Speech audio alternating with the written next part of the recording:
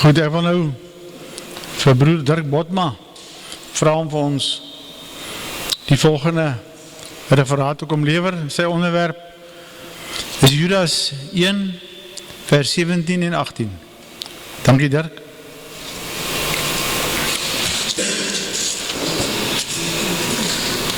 Baie dankie meneer die voorsitter, die voorreg om het voor te lees.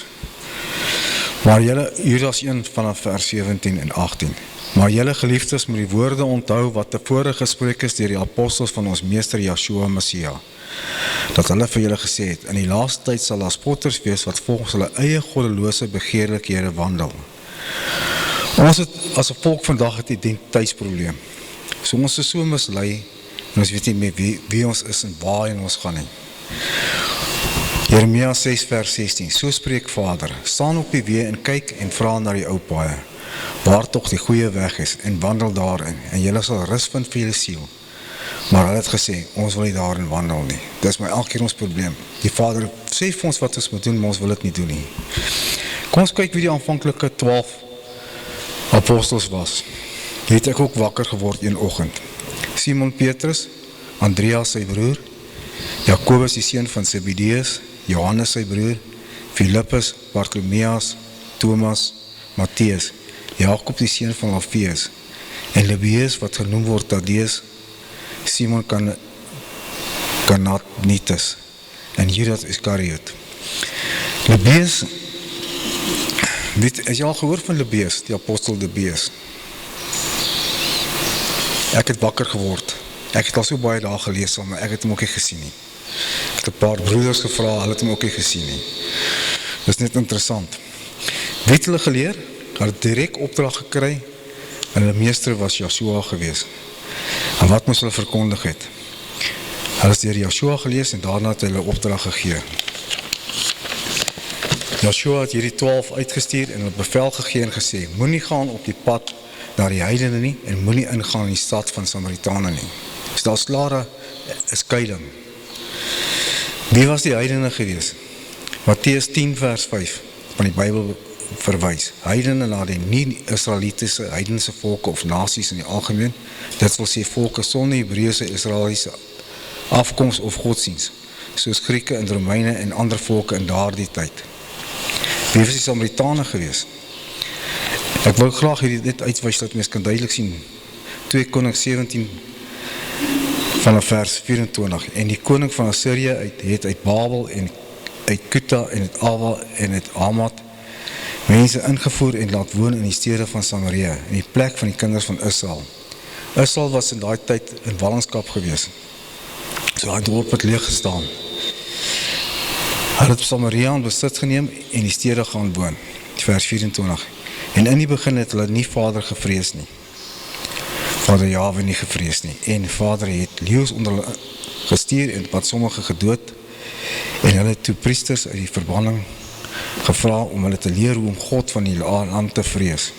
Nietemin het elke nasie hulle eie gode gemaak en gedien, terwyl hulle Vader ook gevrees het.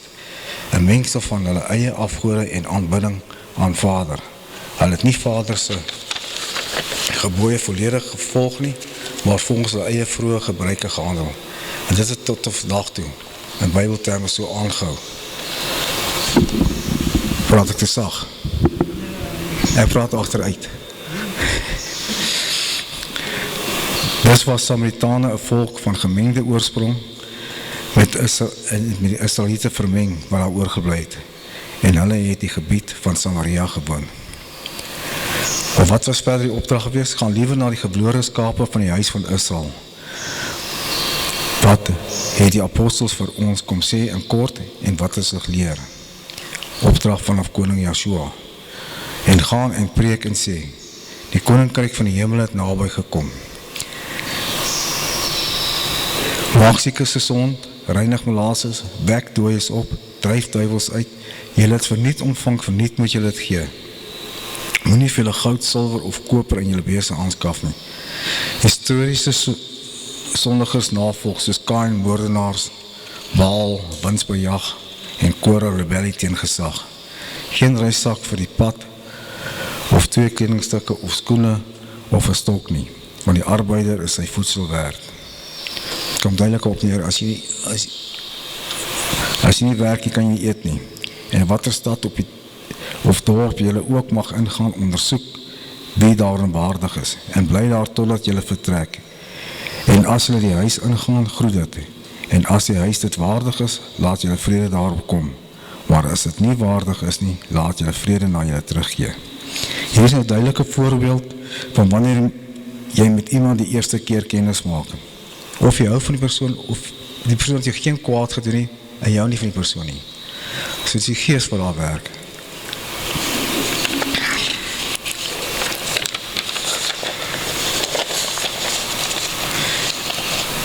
Jy kan so duidelik sien dat koning Joshua is net bekommerd was oor sy volk. Ons moet opstaan vir die Vader en ons bekeer, weergebore word en vir ons volk lief wees en hulle ondersteun.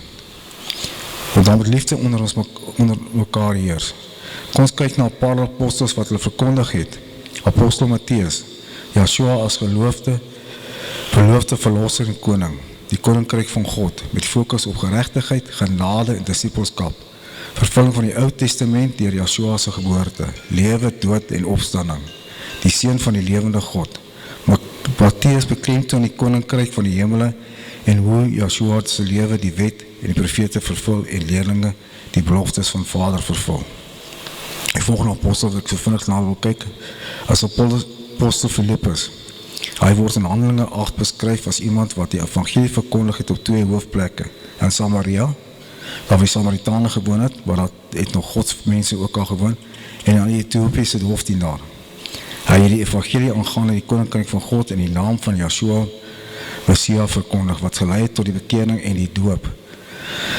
Waartoe hulle Philippus geglo het, wat die evangelie aangaande die koninkryk van God in die naam van Joshua Messia verkondig het, is hulle gedoop, manne sowel as vroue. Dit het groot blydskap in Samaria veroorsaak, en selfs Simon die towenaar het aanvanklik gelowig geword. Aan die Ethiopiese hoofdienaar op pad na Gaza, Philippus, het hy by die man aangesluit wat Jesaja gelees het, spesifiek Jesaja 53, oor die lydende knegt, en van daar af die evangelie van Joshua verkondig, deur dit te verduidelik dat die profesie op Joshua dui. Vers 35, en Philippus het sy mond geopen en van hierdie skrif af begin en die evangelie aan Joshua aan hom verkondig. Die fokus was Joshua as die vervulling van die skrif wat gelei tot die hoofdienaarse geloofsbelijdenis. Ek glo dat Joshua Messia die seun van God is, gevolg deur sy doop. Simon Petrus het uit Handelinge 2 'n boodskap aan die volk gebring oor die uitstorting van die Heilige Gees, die vervulling van die profesie van Joël, die dood en die opstanding van Joshua as Messia, en 'n oproep tot bekering en doop vir die vergewing van sondes. Hy het die volk herinner dat Joshua deur God as Messia aangestel is en dat hulle moes bekeer om die gawe van die Heilige Gees te ontvang, met die belofte wat hulle vir hul kinders en almal veraf geld. Hy het hulle vermaan om homself te red uit die verkeerde geslag of verkeerde weg. Matteus 28, en die 11 discipels het na Galilea gegaan, na die berg waar Joshua hulle bestel het, en toe hulle hom sien, het hulle hom aanbid, maar sommige het getwyfel, en Joshua het nader gekom, en met hulle gespreek en gesê, aan my is gegee alle mag in die hemel en op aarde, gaan heen, maak discipels van alle stamme en doop hulle in die naam van die Vader en van die Seun en van die Heilige Gees, en leer hulle om alles te onderhou wat ek julle beveel het. En kyk, ek is met julle al die dae tot aan die volleinding van die wêreld. Amen. En Johannes het ons bietjie gelees van die water en die gees, en hy het in die nag na Joshua gekom en hom gesê, Rabbi, ons weet dat u 'n leraar is wat van God gekom het, want niemand kan hierdie tekens doen wat u doen, as ons nie met hom is nie. Joshua antwoord en sê vir hom, voorwaar, ek sê vir jou, as iemand nie weer gebore word nie, kan hy die koninkryk van God nie sien nie. Nicodemus sê vir hom, hoe kan 'n mens as hy oud is, gebore word? Hy kan tog nie vir 'n tweede keer in die skoot van sy moeder ingaan en gebore word nie. Joshua antwoord, voorwaar, ek sê vir jou, as iemand nie gebore word uit water en gees nie, kan hy nie in die koninkryk van God ingaan nie. Punt. Wat uit vlees gebore is vlees, en wat uit gees gebore is gees. Moenie jou verwonder wat ek jou gesê het, jy moet weer gebore word nie. Die wind waai waar hy wil. Jy hoor sy geluid, maar jy weet nie van waar hy kom en waarheen hy gaan nie. Soos elkeen het die gees gebore. Nicodemus antwoord hom en sê vir hom, hoe kan hierdie dinge gebeur? Joshua antwoord hom, jy is 'n leraar van Israel en jy weet hierdie dinge nie? Hoe ken ons volks en mede-volksgenote in vandag se tyd? Die skrif leer ons hierin. Geliefdes, glo nie elke gees nie, maar stel die geeste op die proef of hulle uit God is, want baie valse profete het in die wêreld uitgegaan, spotters. Hieraan ken jy die gees van God. Elke gees wat bely dat Yeshua die Messia is in vlees gekom het, is uit God. En elke gees wat nie bely dat Yeshua die Messia in die vlees gekom het nie, is nie uit God nie. En die gees van die Antichrist waarvan julle gehoor het, dat hy kom, hy is nou al in die wêreld. Dit is al van daai tyd af al. Julle is uit God my kinders en het hulle oorwin, omdat hy wat in julle is groter is as hy wat in die wêreld is. Hulle is uit die wêreld, daarom praat hulle uit die wêreld, en die wêreld luister na hulle. Ons is uit God, hy wat God ken, luister na ons. Hy wat nie uit God is nie, luister nie na ons nie. Hierdie ken ons die gees van die waarheid en die gees van die dwaling. Dit voel partykeer as mens so mens praat met mense, hulle luister nie vir jou nie. Hulle hoor nie wat jy sê nie, want hulle het nie die gees uit, hulle luister nie God uit nie. Ons moet dit tog verstaan. Geliefdes, laat ons mekaar lief hê, maar die liefde is uit God en elkeen wat lief het, is uit God gebore en ken God. Hy wat nie lief het nie, ken God nie, want God is liefde. Hierin is die liefde van God tot ons geopenbaar, dat God sy enige gebore seun die wêreld gestuur het, sodat ons deur hom kan lewe. Hierin is die liefde nie dat ons God lief gehad het nie, maar dat hy ons lief gehad het en sy seun gestuur het as 'n versoening vir ons sondes. Geliefdes, as ons God so lief gehad het, behoort ons mekaar lief te hê. Niemand het God ooit aanskou nie. As ons mekaar lief het, bly God in ons en het sy liefde in ons volmaak geword. Hierin weet ons dat ons in hom bly en hy in ons, dat hy ons van sy gees gegee het. En ons het aanskou en ons getuig dat Vader die Seun as verlosser van die wêreld gestuur het. Elkeen wat bely dat Yeshua die Seun van God is, bly in hom en hy in God. En ons het die liefde wat God tot ons het leer ken en geglo. God is liefde en hy wat die liefde bly in God en God in hom. Hierin het die liefde by ons volmaak geword, dat ons vrymoedigheid kan hê in die oordeelsdag, want soos hy is ons ook in hierdie wêreld. Daar is geen vrees in liefde nie, maar die volmaakte liefde dryf die vrees uit, want die vrees sluit straf in. Hy wat vrees, het nie volmaak geword in liefde nie. Ons het hom lief, omdat hy ons eerste lief gehad het. As iemand sê, ek het God lief, en sy broeder haat, is hy 'n leienaar. Want wie sy broeder wat hy gesien het, nie lief het nie, hoe kan hy God lief hê wat hy nog nooit gesien het nie? En hierdie gebod het ons van hom af, dat hy, wat God lief het, ook sy broer lief het. Die tweede vers, die spotters. Die spotters waarna Judas 1 vers 18 verwys, is die valse leraars of die goddelose mense wat in die vroeë volk ingesluip het. Volgens die konteks van die brief aan Judas, wat in kort Nuwe Testamentiese boek is gerig aan gelowiges, word hulle beskryf as 'n individu wat die genade van God misbruik om morele bedrag te regverdig in Yeshua as die meester te ontken. Skering kan die volk te veroorsaak deur hulle eie selfsugtige begeertes te volg, sonder die leiding van die Heilige Gees. Sensueel of vleeslik lewe, gefokus op aardse instinkte eerder as die geestelike waarhede. Hierdie volk nader my met 'n mond en eer my met lippe, maar hulle hart is ver van my. Maar te vergeefs vereer hulle my deur die leringe te leer van gebooie van mense is. Maar julle is 'n uitverkore geslag. Ons moet besef wie ons is. 1 Petrus 2 vers 9, maar julle is 'n uitverkore geslag, 'n koninklike priesterdom, 'n heilige volk, 'n volk as eiendom verkry, om te verkondig die deugde van hom wat julle uit die duisternis geroep tot 'n wonderbaarlike lig. Julle was vroeger geen volk was nie, maar nou die volk van God is, aan wie toe geen barmhartigheid bewys is nie, maar nou bewys is. Geliefdes, ek vermaan julle as bywoners en vreemdeling om julle te onthou van vleeslike begeertes wat stryd voer teen die siel. Ons moet onsself verwyder van die vleeslike lewe en ons meer toespits op die geestelike lewe. Waar hy antwoord en sê, elke plant wat my hemelse Vader nie geplant het nie, sal ontwortel word. Laat hulle staan, hulle is blinde leiers van die blindes. En as 'n blinde 'n ander blinde lei, sal altoe in die sloot val. En Petrus antwoord en sê vir hom, verklaar vir ons hierdie gelykenis. Maar Yeshua sê, is julle dan ook nog sonder verstand? Begryp julle nog nie dat alles wat in die mond ingaan, in die maag kom en in die heimlikheid uitgewerk word nie. Maar die dinge wat uit die mond uitgaan, kom uit die hart. En dit is die wat die mens onrein maak. Want uit die hart kom daar slegte gedagtes, moord, egbreek, hoerery, diewery, valse getuienis, lastertaal. Dit is hierdie dinge wat die mens onrein maak, maar met ongewaste hande te eet, maak die mens nie onrein nie. Want daar sal valse Christusse en valse profete opstaan en hulle sal groot tekens en wonders doen, as dit moontlik was, ook om die uitverkoners te mislei. Maar nie elkeen wat vir my sê, meester, meester, sal ingaan in die koninkryk van die hemel nie, maar hy wat die wil doen van my Vader wat in die hemel is.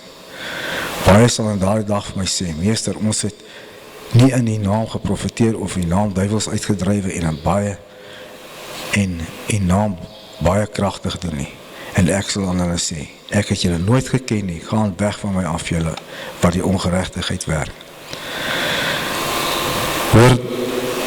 Hoor die woord van Vader, o kinders van Israel, want Vader het 'n regsaak met die inwoners van die land, omdat daar geen trou en geen liefde en geen kennis van God in die land is nie. My volk gaan ten gronde weens gebrek aan kennis. Omdat jy kennis verwerp het, sal ek jou verwerp, sodat jy vir my die priesterambt nie sal bedien nie, omdat jy die wet van God vergeet het, sal ek jou kinders vergeet. Want ek het behaag in liefde en nie offerhande nie, en in kennis van God meer as brandoffers. Ons moet terugkeer weergebore en die leerlinge van mense vergeet. Judas waarsku dat hierdie mense in die laaste tyd, die tydperk tussen Yeshua se hemelvaart en die wederkoms sal verskyn, soos apostels voorspel het. Hulle is nie ware gelowiges nie, maar indringers wat die volk ondermyn deur skeuring te saai en die goddelose lewens te lei. Die brief roep gelowiges op om vir die geloof te stry en onsself en God se liefde te bewaar. Ons is tans onder straf deur Vader. Spreuke 3 vers 12. Want Vader getuig om wat hy lief het, soos 'n vader. Want Vader tugtig hom wat hy lief het, ja, soos 'n vader die seun in wie hy behaag het. Verlaat dit nie, dan sal dit jou bewaar. Kry dit lief, dan sal dit jou bewaar. Ek het lief die wat my lief het, en wat my soek, sal my vind. Maar hy wat my mis, benadeel sy eie lewe. Almal wat my haat, het die dood lief. En een wat tug lief het kennis lief, maar wie die teregwysing haat, is dom. Die wandel van goddelose is vir Vader 'n gruwel, maar vir hom wat geregtigheid najaag, het hy lief. Dit is reeds die tweede brief geliefdes dat ek aan julle skryf, en albei wil ek deur herinnering julle suiwerheid, gesindheid opwek, soos julle die woorde kan onthou wat deur die heilige profete tevore gespreek is, en die gebod van ons apostels, Vader en Verlosser. Julle moet veral weet, dat daar aan die einde van die dae spotters sal kom, wat volgens hulle eie begeerlikhede wandel. Hier sal eers groepe wat sê ons is 1000-jarige vrederyk. Petrus 2 vers 3 vers 4 en sê, waar is die belofte van sy wederkom? Want vandat die vaders ontslaap het, bly alles soos het was van die begin van die skeping af. Want moeswillig vergeet hulle dat daar van lankal af hemele was en aarde wat uit water en deur water ontstaan en deur die woord van God.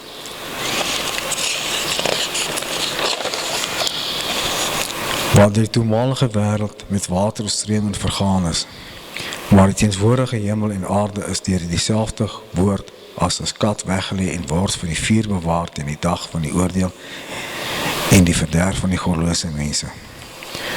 Maar laat hierdie een ding julle nie ontgaan nie, geliefdes, dat een dag by Vader soos 1000 jaar en 10.000 jaar soos een dag. Vader, laat hierdie dinge nie julle ontgaan. Vader, vertraag nie die belofte, soos sommige dit vertraging ag nie. Maar hy is lankmoedig oor ons en wil nie, dat sommige moet vergaan nie, maar dat almal tot bekering kom. Maar die dag van die Vader kom soos 'n dief in die nag, waar die hemel met gedruis sal verbygaan en die elemente sal brand en vergaan, en die aarde en die werke wat daarop is, sal verbrand. Terwyl al hierdie dinge kan vergaan, hoedanig moet julle nie wees in die heilige wandel en godsvrug nie. Julle wat die toekoms van die dag van God verwag en verhaas, daardeur die hemel deur die vuur sal vergaan en die elemente sal brand en verspeld. Maar ons verwag volgens sy eie belofte 'n nuwe hemel en 'n aarde waarvan ons geregtigheid woon. Ek wil opsom. Daarom, geliefdes, terwyl julle hierdie dinge verwag, beywer julle dat die vlekkeloosheid en onberustigheid voor hom bevind mag word in vrede. En ag die lankmoedigheid van onze Vader as zaligheid, soos ons liefste broeder Paulus ook met wysheid wat aan hom gegee is aan julle geskryf het. Net soos in al sy briewe spreek hy daarin oor dinge waarvan sommige swaar is om te verstaan, maar die ongeleerde en onvaste mense verdraai, net soos die ander skrifte, tot hulle eie verderf. Nou julle dit dan vooruit weet, geliefdes, moet julle op die hoede wees, dat julle nie miskien gemeensgesleep word deur die dwaling en die sedelose mense en wegval uit hulle eie vastigheid nie. Maar julle moet toeneem in die genade en kennis van ons meester en zaligmaker Yeshua Messia. Aan hom kom die heerlikheid toe, nou sowel as die dag van die ewigheid. Amen.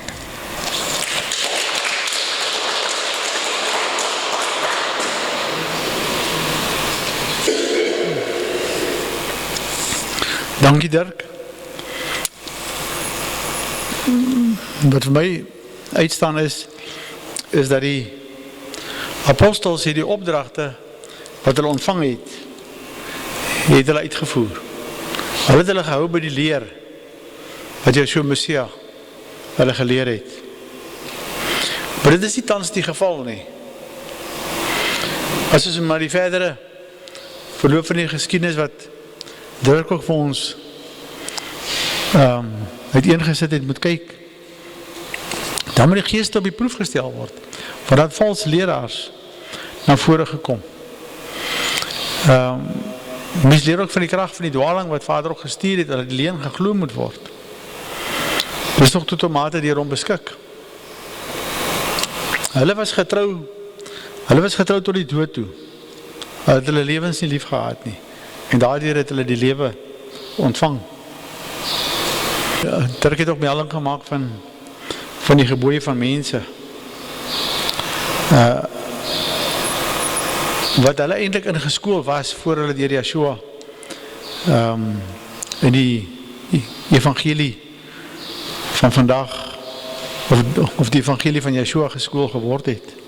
Daar is 'n verskil tussen die evangelie van Yeshua en die gebooie van mense. En ons is tot nou toe geskool in die gebooie van mense. Die gebooie van mense het ek die eerste keer gelees in, ek dink, 1 of 2 konings, die gebooie van Israel, wat Jerobeam die seun van Nebat mee begin het.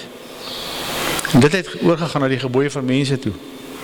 Wat Dirk het genoem van die gevaste hande, julle sal nie onrein word omdat julle met ongevaste hande eet nie. Ons wat naby die wederkoms nou is, kry die geleentheid nou, veral in hierdie omstandighede, hierdie geselskap waar binne ons osself bevind. Hier kry ons die geleentheid om te kan onderskei tussen die gees van die waarheid en die gees van die dwaling. En daaroor is ek so dankbaar dat ons op die manier tot 'n groot mate weggeneem is uit Babylon uit. Al nog nie heeltemal nie, maar wat die ideologie aanbetref, is ons al tot 'n groot mate daarvan bevry. Dankie Dirk. Is daar iemand wat nog hier Jurgens?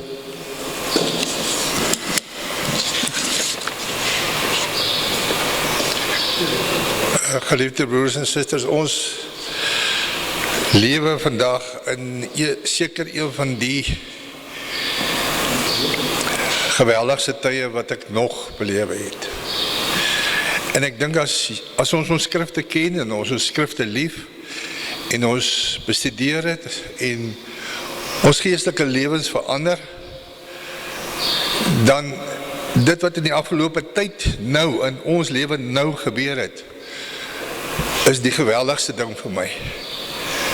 Daar was in die media klomp goed gesê en gepraat onder andere oor die wederkoms wat sou kom en so aan. En baie mense het seer gekry. Baie mense het hulle lewens verander. En baie mense het totaal die skrif nou verwerp. Net soos daar gesê is in hierdie skrifte wat vir ons voorgehou is. En hierdie seer kry is my 'n baie geweldige ding. Want my volk gaan verlore weens gebrek aan kennis. En ons kan die Vader nie dien nie. En dit gaan tot by ons kinders kom. Want hy gaan ons kinders vergeet. Dalk jy wat 'n ouer is hier, sy kinders is jou nageslag. En daarom is dit vir my 'n baie hartseer saak dat hierdie dinge gebeur. Mag ons Vader ons genadig wees en ons ore vir ons oopmaak, ons harte vashou en bewaar, dat ons nie in 'n geestelike wanhoop of 'n geestelike verliese lê nie. As 'n geweldige skrif of gelykenis, en dis die gelykenis van die 10 maagde. Die gelykenis van die 10 maagde beteken dat 10 vroue wat rein is. 10 vroue wat dieselfde verwagting het. 10 vroue wat dieselfde olie het. En hierdie maagde wil na 'n bruiloft toe gaan met dieselfde bruidegom. Hulle het hom geken. Maar ongelukkig het net 5 van hulle genoeg olie gehad. Maar dis nie wat vir my so getref het nie. Wat my getref het is dat hierdie maagde, hierdie rein maagde, nie toegelaat was om hierdie bruiloft by te woon nie. En dit is ook nie vir my so erg. Maar wat vir my erg is, en hulle is uitgewerp in die buitenste duisternis, en daar was 'n geween en 'n geknars van tande. Dankie Dirk. Al die skrifte wat ek vandag vir julle wil voorhou in my voorlegging, het Dirk nou genoem. En ons het nie met mekaar gekonsulteer om dit te bevestig nie, so daar's net een gees wat met ons almal praat. Vandag, op hierdie dag, in hierdie plek, in hierdie tyd. Baie dankie broers. Dankie broers, is daar nog iemand wat iets wil sê, Tini? Tini, kom nog na vore. Nee, voorsitter, ek wil maar net sê, die besprekingspunt van Dirk is vir my treffend gewees. Hy het eintlik maar so skrifgetrou dit gedoen, want hy het laat die skrif weer verduidelik of bevestig dit wat hy om sy besprekingspunt wat die sê te bevestig. En dan wil ek net aansluit by wat Flip gesê het, dat die apostels het eintlik as ons mooi daarna kyk, dan het die apostels nie die profete weerspreek nie. Hulle het eintlik die profete, soos Flip sê, hulle het by die leer gehou, so hulle het eintlik die profete kan jy sê bevestig dat die profete waar gespreek het en nie die weerspreekie soos wat ons baie soms vandag hoor. Dankie Dirk. Dankie Tini, ja, dit is so. As mens deesdae na die leerlinge moet kyk wat ons op die kansels mee groot geword het, dan wyk dit dan baie af van dit wat die apostels gespreek het en dit wat Yeshua hulle beveel het om te spreek. Nou dis maar as gevolg van die wanvertalings van die skrifte. Nog iemand?